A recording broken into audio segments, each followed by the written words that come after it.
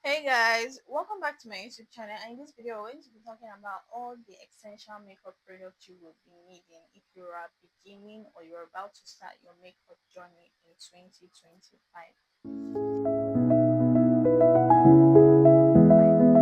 This video is very important because it will save you a lot of money.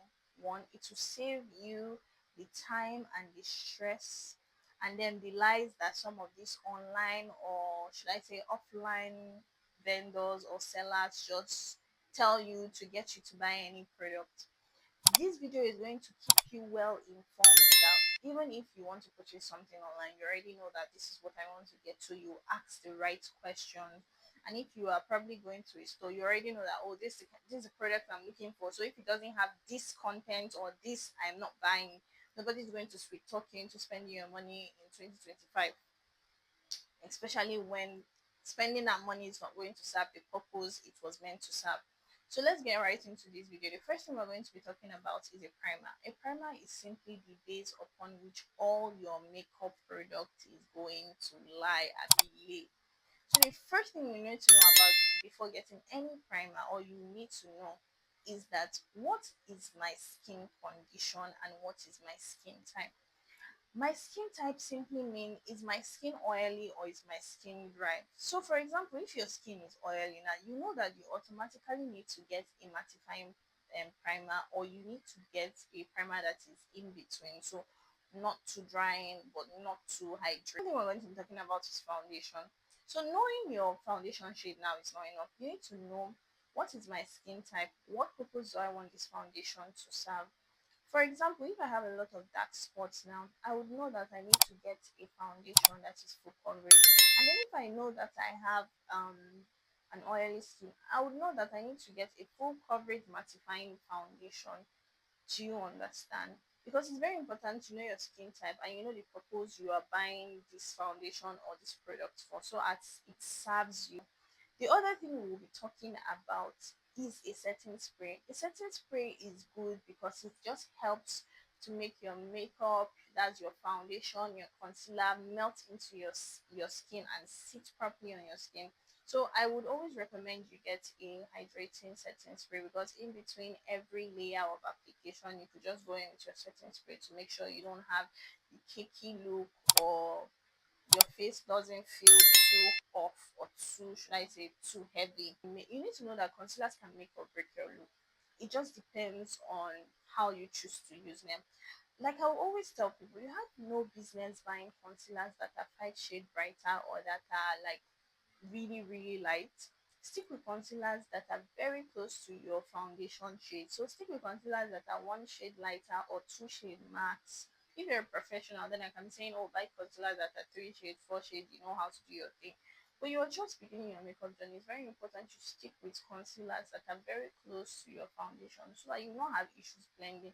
The same also applies with contours. Stick with contours that are at least 1 or 2 shades darker than your skin tone. Don't want to be buying contours that are very difficult or they are meant for really dark people. You have no business blending that kind of contour.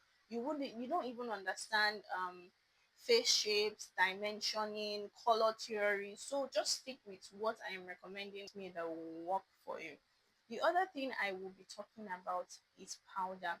Do not go and buy compact or individual compact powder. Invest in powder palettes, invest in lipstick palettes, and invest in highlights and blush palettes. At least that will help you understand what powder you should be putting over your concealer, what kind of powder you should be putting over your bronzer, what kind of blush you should be using. Should it be an orange blush? Should it be a pink blush? Should it be, you name it? But do not go and be buying individual powders or compact powders. Stick with powder palettes. At least that's with that you'll be able to know that, oh, next time when I'm purchasing, I am purchasing a orange blush because I know now that orange blush in this particular shade works for me.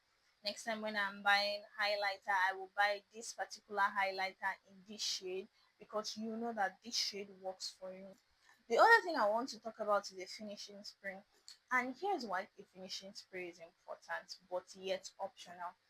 So if you're the type of girly that after you're done with your makeup, you're out there on the streets, maybe you're jumping from one public transport to another public transport, you're going to be needing a finishing spray. But if you're the type of girl now that it's soft life, Uber, Bolt, then trust me, a certain spray is optional. Another thing you'll be needing that is very, very important is you will be needing a beauty blender. See, leave foundation brush alone for now. I am recommending a beauty blender because beauty blenders absorb makeup. So in a situation whereby maybe you're practicing and you use too much, the stress of blending so much foundation or so much concealer, the beauty blender will just simply absorb it. The job of the beauty blender is to absorb the makeup, is to absorb, so they absorb products. The only thing I would say that you need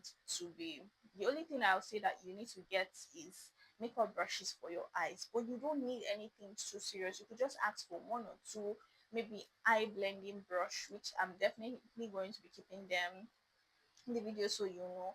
And then, like I said, with your powder palettes and your highlight palettes, you can play with shimmers and colors that work for you, so that when you're going back to maybe buy your first eyeshadow or buy your first shimmery shadows, you already know that, oh, these are the kind of colors I should be looking towards, these are the kind of colors I should not try to buy. The other thing you'll be needing is a mascara. You will need a mascara just to make sure that your eyelashes pop a little bit. You have no business learning how to do a winged liner as a beginner. You have no business learning how to draw defined thick brows. Just get a brow brush and brush them up. That's all you need to do.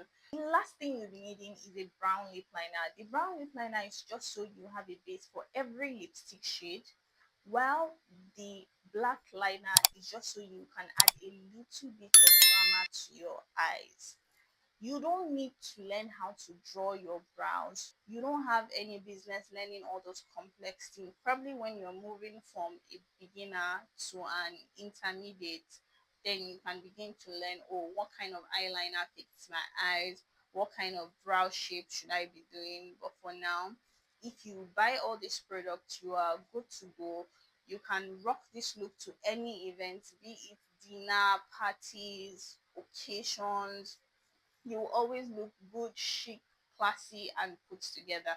If this video really helped you and you want to see more videos like this, don't forget to leave that in the comment section. And if you're probably interested in learning how to do your makeup, especially for a beginner, I'm going to be leaving my social media handles. I have a lot of tutorials on how to achieve various beginner friendly makeup looks. I'll see you guys in my next video.